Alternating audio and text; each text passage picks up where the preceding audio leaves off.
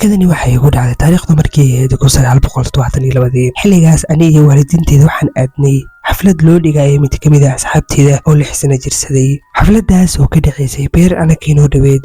xafladaas oo lahayd waxyaabo badan ay carruurta ku ciyaaraan uu ka mid yahay dameerka caaga ah ee carruurta ku baashaalaan, balse nasiib darro aniga maanan ahayn mid ku ciyaara dameerkaas maadaama aan ahaa wiil aanan caata ahayn ama wiil cayilan oo na jira 7 sano.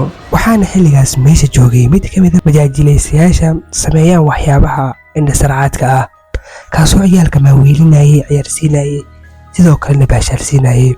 wuxuu sameynayay waxyaabaha aad u cajiib ah oo aad loola yaabo, kuwaasoo aad carruurta uga indhasarcaadinayeen, iyagana aad ay ula yaabayeen.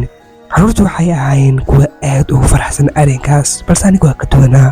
ma aananba jeclayn majaajilayaashaas waxaan sameeya, balse waxaan qorshaystay arrin. markii la gaaray xilli show uu qaban lahaa ninkaas ayaa waxaa inoo wacay dhammaanteena cunugii yaraa, waxaana bilaabnay inaan daawano majaajilaystii ama indhasarcaadlihii waxa uu sameynayay. wuxuuna ahaa mid xilligaas sameynaya arrin cajiib ah, indhasarcaad cajiib ah. aniga maanu ku faraxsanin, waxaan amar ku dhahay faataale ayaa ku tahay wariyaha.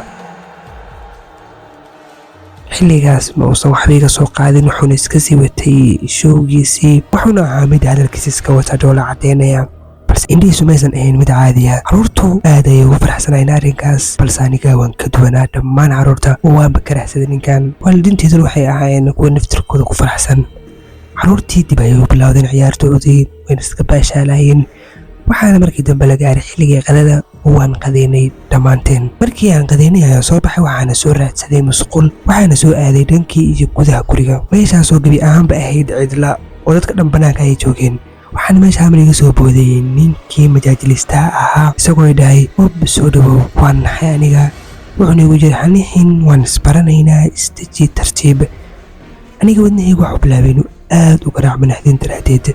waxaanay soo kor istaagay ninkii, wuxuuna igu yidhi hayirisow, keliya waan isbaranaynaa, ii sheeg magacaaga, waxaan rabaa inaan ku barto keliya. markii aan isbarana kadibna waxaan noqonaynaa asxaab. waxaana ku dhahay stubid ayaa tahay, waana ka soo jeestay anigoo iska indhatiraya. dhabarka ayuu hal mar iga qabtay, gadaal ayuu ii tuuray, dhulka ayuuna igu dhuftay. wuu ii soo kor istaagay. xilligaas xaaladda ayaa igu xumaatay, waxuuna iiga istaagay xabadka. aad ayaan u naxay, waxaan isku dayay inaan qayliyo, balse ma aanan awoodin xilligaas, mana ogid sababta. wuxuu bilaabay inuu la soo baxo sharaab jeebka ugu jiray, waa uuna furay. wuxuuna ahaa sharaabkaas mid ay ku jirto aashita. waxa uuna bilaabay inuu aniga xabadka iiga shubo. wuxuuna yidhi aad ayaad u edab daran tahay, wixii aad samaysana ma aysan ahayn wax wanaagsan. waxaa ku wanaagsanayd inaad sida carruurta oo kale iska qosasho oo keliya aad masacbiso, lama baanayn inaad aaddo wax aan lagu dirsanin. waxa uu igu waday xilligaas oo idil sharaabkii ilaa uu igu dhameeyey. kadib ayuu lugtayga qaaday. hal mar ayaan intaan istaagay ayaan soo fakaday oo aan ka soo cararay gebi ahaantiisaba, waxaana ku soo dhuuntay qol gudaha ku jiray. aad ayaan u naxsanaa xilligaas oo xaaladda ayaa igu xumaatay.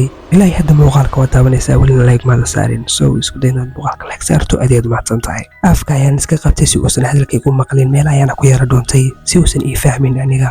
wuxuuna isaga mid raadinaya, dhahaya ku aaway. afka ayaan haystay, waxaana meesha ku jira daqiiqada yar. daqiiqadaas ayaana waxay igala mid ahayn saacado aad u tiro badan, ilaa uu bilaabo halmar inuu kusii soo garaaco uuna dhaho cunug edab daran ayaa tahay, edabta ayaan ku barayaa ee albaabkayga fur. waan aqaanaa carruurta noocaab oo kaleeta ah, sida loola dhaqmo, sida loo edbiyo iyo sida loo garaacaba. ee fur albaabka, waxba meesha ku gambanin. maanta wax walba uu dhaco kuma dayn doono, waxaana ku geysan doonaa gurigayga. isagoo qosol ku daraya hadalkiisa, fur oo fur.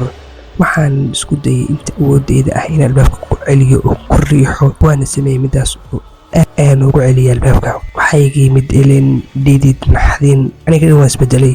waxaana markaas maqlay codka cunug yariis ah oo gadaashiisa ka hadlaayo. xilligaas ayuuna meesha ka tegay oo waxa uu raacay cunugii yaraa, balse buuq ma aysan dhalinin oo tartiib ayuu raacay cunugii yariiska ahaa. waan nafisay xilligaas. markiiba waan soo cararay. waxaana soo aaday dhankaas iyo waalidiinteeda. waxaana ku dhahay waxaan rabaa inaan guriga aado. waxaynay soo kaxeeyeen. 3 habeen oo ka dambaysay indho iskumaanan keenin. hooyaday ayaana maalinkii afraad igu tiri waxaa lala ayaa mid ka mid a carruurtii aad maalinkii meesha xafladeed iskula joogteen. oo waxaa la sheegayaa in markii u dambeysay uu joogay beerta, ayna isla joogeen ninkii wejiga cabsida watay. aniga wax kasta wixii igu soo dhacay oo idil qofna ma sheegin. maalin kadibna waxaa la soo shaaciyey in cunugii uu geeriyooday.